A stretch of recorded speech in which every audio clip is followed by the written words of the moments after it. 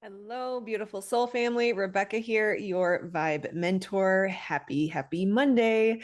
Welcome to Monday Magic Intuitive Energy Reading, where I give my take on how we experience the energies of this past week, what they feel like currently today, and any recommendations that Source wants to offer to help us navigate where we're at and where we're going. So, very interesting week last week. How are you? Are you doing okay? It was a pretty intense week.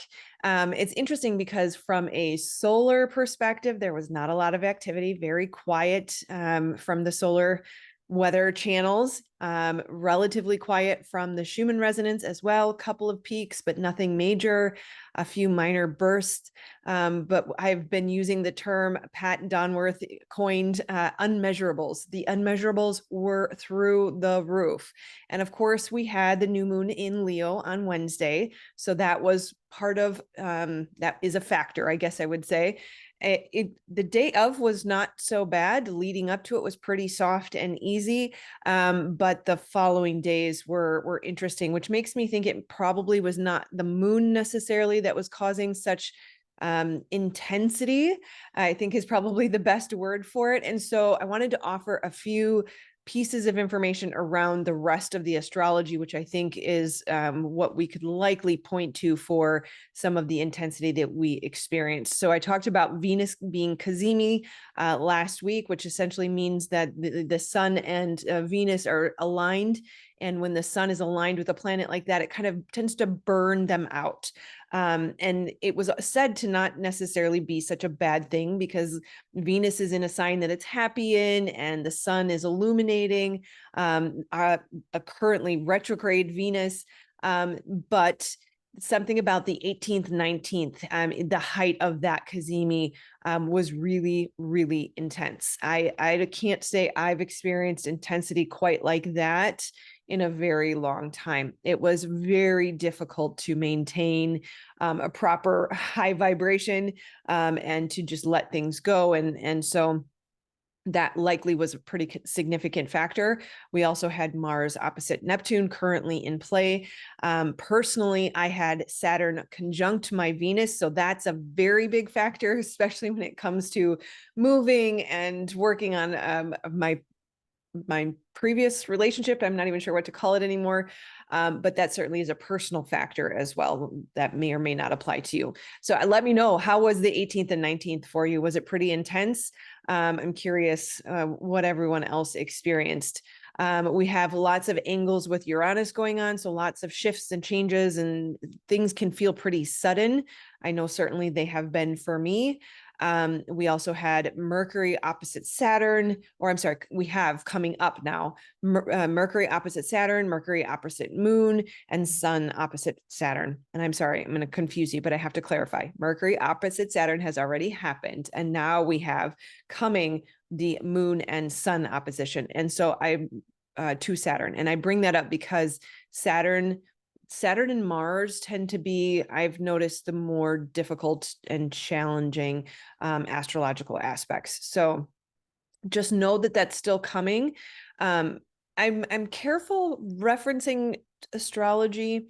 Sometimes it helps to have the answers as to why we are experiencing intensity, and then other times I feel like we may be, what is it, self-fulfilling prophecy, right? If I look at something and they say, oh, it's going to be hard, or it's going to be this, or it's going to be that, there's an expectation, which of course, as we know, sets us up for premeditated resentment.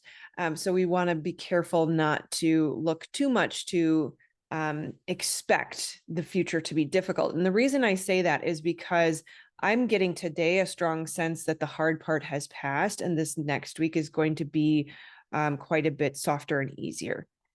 That's just my intuitive read. That's my own personal perspective of how the energy feels today. I have heard it said astrologically that August was going to be the hardest month of the year. We also have Pluto aspecting Mars, which is aspecting Neptune this week. And so to bring Pluto into an already difficult aspect, so Mars could be aggression and war. You think of Mars, the god of war, Aries, coming in, where are they? They are in opposition. So Mars is opposite Neptune, which could be dreamy, but could also be deception. And Mars is not usually a fun aspect to deal with. So you have these two opposite each other, and then you bring in Pluto. Now, some are saying that maybe that's going to be stabilizing. Maybe it'll help break up the tension between Mars and Neptune. Pluto is also one of the more difficult ones. I would say Mars and Saturn first, and then Pluto. So we'll see. We'll see how this could go. So that's kind of, what the astrology says. I'm going to put that on the shelf and still read from what I'm sensing and feeling.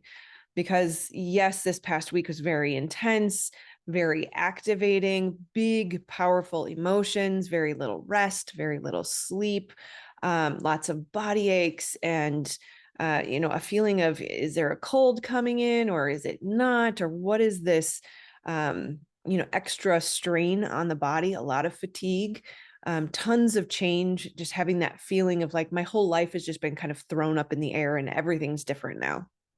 And yet today there's a feeling of settling in, a feeling of softening, peace coming back in, ready to get back on the horse, finding solutions to things that may have been sort of kicked up over this past week.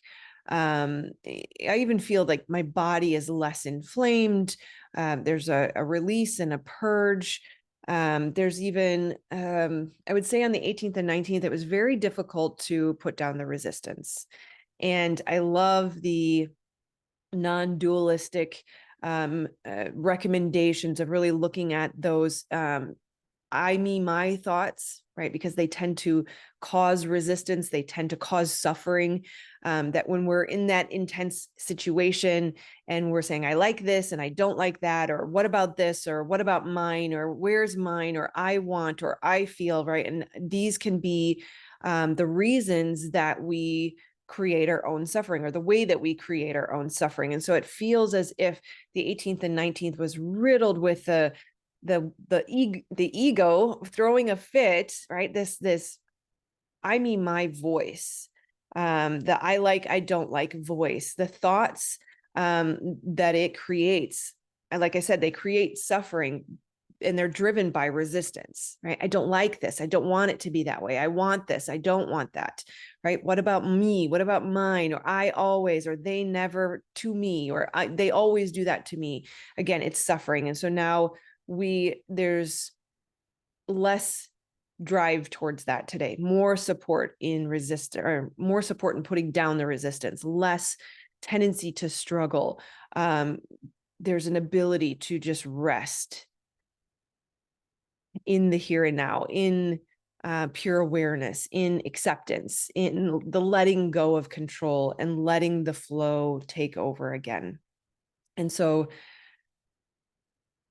what is coming through for me is that this theme will continue over the next week, that there may be still some additional kick-ups, but we're able to let it go more easily than we had been this past week. And I love, love, love my beautiful friend and community member, Lori. You can also find her on Instagram. She goes by Morning Gratitude. She has a fantastic, inspiring channel there if you want to check her out. But she posted something in our group today. It was a Jane Fonda quote, and it was perfectly timed as I was just working on the notes for this video. And she said, the greatest epiphanies come at the bottom of your breakdown.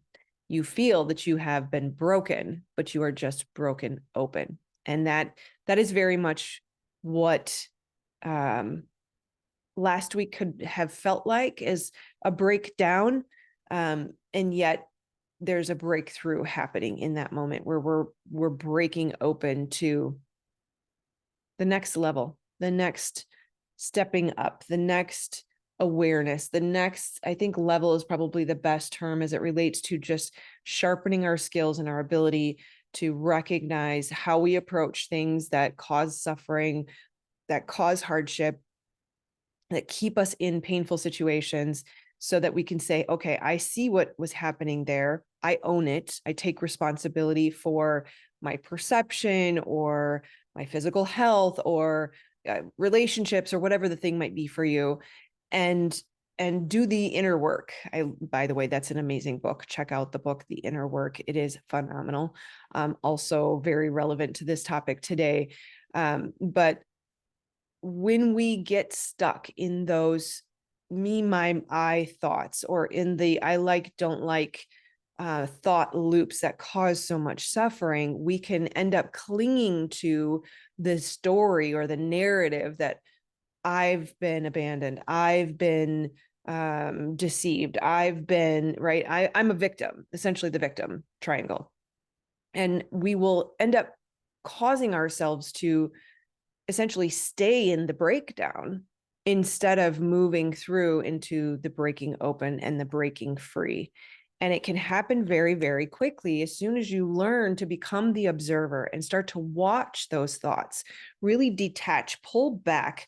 I personally, it's a feeling, but it's as if my consciousness and awareness pulls out of my head and I can see the thoughts coming and going. I can say, oh, that's just another thought. And you're not identifying with it. You're not attaching to it. You're not feeling emotion because you're not attaching to it.